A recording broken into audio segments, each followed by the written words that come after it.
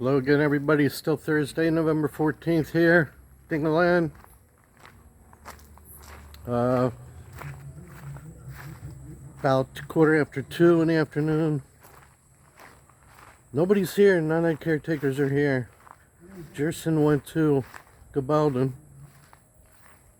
I don't know where Sally went. She didn't even tell me she was leaving. I have to talk to Grace about that because I don't like them all leaving the same time, the same day. Leaving me here in my room with nobody watching the place. You know, sometimes I fall asleep and then there's nobody here, and then she closes all the gates. She closes all the gates, so if I have a delivery or something, they won't come because the gates are all closed.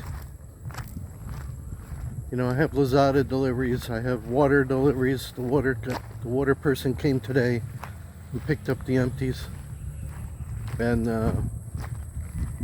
maybe they're coming back with the new ones and nobody's here and the gates are closed. I don't like that. They get paid every week, not just to work, but to stay here, keep an eye on everything. So yeah, I really don't like that. I'm gonna go out here, open half of this gate again, because they closed everything up. So hang on. Okay, I'm back, everybody. I opened the gates, and they always keep this door open too. This is my storage. Got all my tools and stuff in there.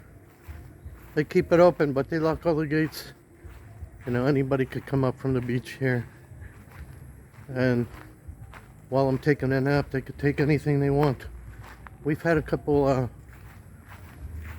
resorts. They did get things stolen, mostly from the guests, but still, you never know. Things can get stolen around here. There are people with slippery fingers. Anyway, once again, we didn't get anything from this storm, but the next one doesn't look so lucky. I just watched Westpac weather, and the track looks like it's going to hit central Luzon this time, which means we're going to get hit. It's not heading north, according to the new track, unless it changes. So we'll see, but I don't think we're going to get lucky again. And unfortunately, it's going to be when Grace is here. Grace and the kids are coming back tomorrow, so it's going to hit Saturday or Sunday while they're here. So that's a good thing or a bad thing, I don't know. Well, we'll just have to keep saying a prayer. And those poor people in North Isabella and stuff like that, man, they're getting hammered all the time. Their ground must be saturated. Anyway, I got one more thing to say, because I have a couple comments on why I had to pay a penalty at immigration. Yeah, I'm sorry I didn't explain it good enough. I thought maybe I mentioned it before. But even with a full-time resident visa like I have, it's good for 5 years. The rules are you're supposed to check in with them once a year. They want to know where you are, what you're doing. They want to know everything here. It's not like the US where they just open up the borders. Hopefully Trump will fix that. And we got to go through a lot of crap here. They don't open up the borders and let you in for nothing. So you're supposed to check in every year, even with the 5-year visa, permanent resident. Unless you're a citizen of the country, then you don't have to. But I never did. Never checked in 1 year. Not even once. Because I was told by a family member that I didn't have to. The one that helped me get my visa in the first place. So I never knew that until later. So therefore I have to pay the penalty every year.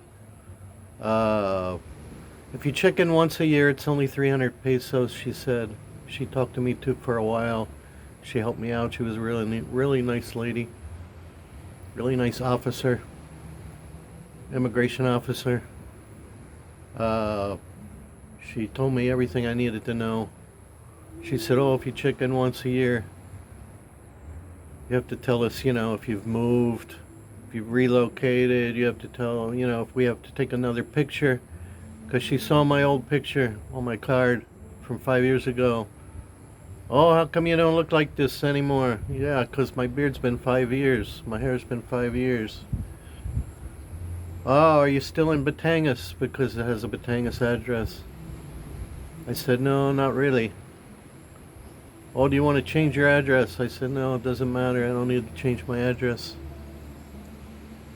But I have to go get barangay clearance and all this kind of stuff, and why I don't live in Batangas anymore, because I'm renewing somewhere else. I could renew in Batangas, and it would be easier if I still lived there. But I need 2 letters from the barangay in Camptino. I told her I was living in Cabanatuan in Camptino. It's easier because the immigration office is in Camptino, which we do live there half part-time. I told her we're just renting, we don't own there. So she said, oh, you don't have to change your address then. You just need barangay information. And I have to fill out a form.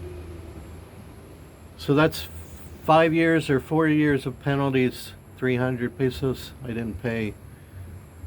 So that's why my fee, you have to pay all that fee even though you didn't check in, you have to pay it.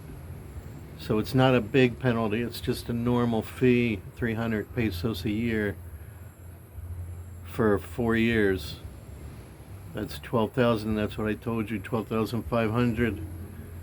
Plus I have to pay for the new year, the new 2025, when I renew, I have to pay another 300. So, it's going to be close to 15. It's going to be close to 300 bucks. A little bit less. And then I have to register on their computer. They're going to help me do that also. And then I'll be good for 5 more years if I live that long. Who knows, with all this stress. Like I said, I have to deal with these caretakers. They get paid every week to stay here, to do things, even when they're not busy. They still have to be here. They're getting paid to be here every day, and they really only work in the morning and then a little bit in the evening. Most of the day they're just sitting around doing nothing. And then Sally's husband, he just does a little bit in the morning, then he leaves with his friends, go up in the mountains and do buko, coconuts or something, but then he comes home and showers and eats. So he basically lives here, and he works, maybe an hour in the morning. He eats and showers here. And then Jerson's kids are here all the time, plus his girlfriend. His girlfriend's always here. And his 2 little kids, which I don't mind, they're okay. And then there's another older one I showed you. The older girl who's in grade 1. They're always here. Eating, showering, using my electricity. Eating the rice. You know how much rice I go through is unbelievable. That's why another reason I want to get out of here, people. I want to get out of here so I don't have to deal with any of this anymore. I don't have to deal with this property, having caretakers. Just want to go to a condo. Not worry about anybody but me and my family. Not taking care of anybody else around here in this neighborhood. Live in one place, have one school, one area. That's my situation. I'm trying to sell this place. No luck. No luck yet. No bites. Maybe around the holidays when people come, I don't know. The sign is on the gate. It's still there. Nobody's come in here. Everybody said they're trying to find a buyer. Anyway, so that's my situation. That's another day, with problems. So I'm going to have to call Grace, Mommy, and tell her about this. Because I don't like it. They've been told before, but they're doing it again. Anyway, I hope that answers your question about my penalty, why I had to pay a penalty. I'm not overdue. I'm not expired. I don't expire until my birthday, 2025, which is February. So, January I have to go and do all this stuff and pay the 4 years that I haven't gone. And then I'll get my new card. They said it comes right there. They'll take a new picture and they'll update all my information. She checked me on the computer. She goes, "Oh yeah, wow, how come you haven't come back? How come you haven't been there?" I said, "Oh, because I didn't know," which I kind of did know, but it was too late. I had already missed a few years. Anyway, it's no big deal. It's not a big penalty. It's just what you have to pay normally. So, it is what it is, folks. Hope that explains it. I'm going to load this video now, go back in the house, and call my wife, tell her about this stuff. I'm going to explain all this too when she comes back, what I have to do to the barangay over there in Cabanatuan, get a couple papers, and then hopefully this weekend we won't get hammered by this typhoon coming, or my kids are going to be scared. Alright folks, that's it.